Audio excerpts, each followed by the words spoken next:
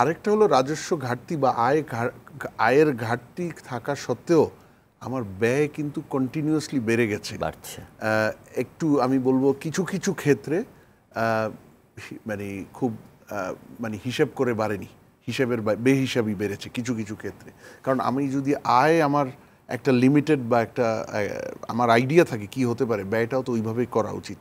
তো সেই জায়গায় কিছু মানে অ্যাসেসমেন্ট বা সিস্টেম্যাটিক বা মানে ফিজিবিলিটি অ্যানালিসিস যে আমার কতটুক আছে আর কতটুক খরচ করতে পারবো, সেটার ঘাটতির কারণে আমাদের কিন্তু ব্যাপক ফরেন লোন ক্রিয়েট হয়ে গেছে, লোন অব্লিগেশন ক্রিয়েট হয়েছে। এখন আসেন এই বছরের 2,56,000 কোটি, অন্যান্য বছরের তুলনায় কিন্তু ঘাটতি কম।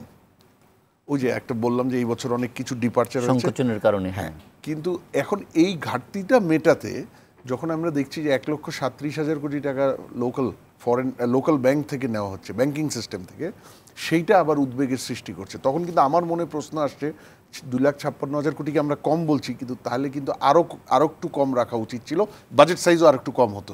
কিন্তু কারণ এই 1,37,000 কোটির জন্য যে প্রভাবটা হবে আপনি বলেছেন, মাহবুব ভাই যেটা বলছিলেন, এটা মূল number one crowding out effect বলি আমরা।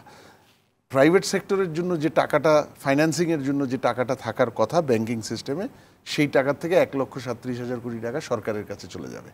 এখন সরকার চাইলেই কি ব্যাংক দিবে? কারণ সরকার তো সেফ বরোয়ার, সরকার অলমোস্ট রিস্ক ফ্রি বরোয়ার।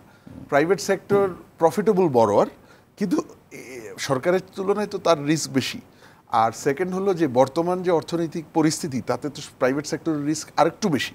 সুতরাং ব্যাংক কিন্তু ইনসেন্টিভাইজ হবে সরকারকেই যতটা পারে তাড়াতাড়ি এই 1,37,000 আরও যদি বেশি লাগে দিয়ে দেয়। আরেকটা এফেক্ট আছে, এই 1,37,000 যখন ক্রাউডিং আউট এফেক্ট হবে, মানে প্রাইভেট সেক্টরের থেকে নিয়ে সরকারকে দিয়ে দিবে, যেটা রাখা বা অরিজিনালি হয়তো প্রাইভেট সেক্টরের কাছে যেত, প্রাইভেট সেক্টরের মধ্যে সবচেয়ে হার্ড হিট হবে স্মল বিজনেস। কেন? দুটা কারণে। কারণ small business financing is risky বিজনেসের জন্য, যে কোনো ব্যাংকের জন্য যে কোনো সময়। তাহলে এই ইকোনমিক পরিস্থিতিতে স্মল বিজনেস ফাইন্যান্সিংয়ে তারা আগ্রহী হবে না, সেই টাকাটাই প্রথমে তারা সরকারকে দিয়ে দিবে, এক। আর সেকেন্ড হলো এই স্মল বিজনেসরা, তারা ব্যাংকের সাথে লার্জ বিজনেসের যে রিলেশনশিপ এবং তাদের যে ভ্যালু ব্যাংকের কাছে, স্মল বিজনেসের ভ্যালুটা স্বাভাবিকভাবেই কম। সুতরাং আমাকে যদি টাকা রেশন করতে হয়, যা আছে তার থেকে একটা অংশ সরকারকে দিব, আমি তো যার সাথে আমার রিলেশনশিপ দুর্বল বা অত বড় ক্লেম নাই আমার উপর, তার টাকাটাই তো আমি দিব। তাহলে আমার এসএমই স্মল বিজনেস পার্টিকুলারলি সেই খাতটা কিন্তু ক্ষতিগ্রস্ত হবে। ওভারঅল প্রাইভেট সেক্টর তো হবেই, বাট পার্টিকুলারলি স্মল বিজনেস হবে।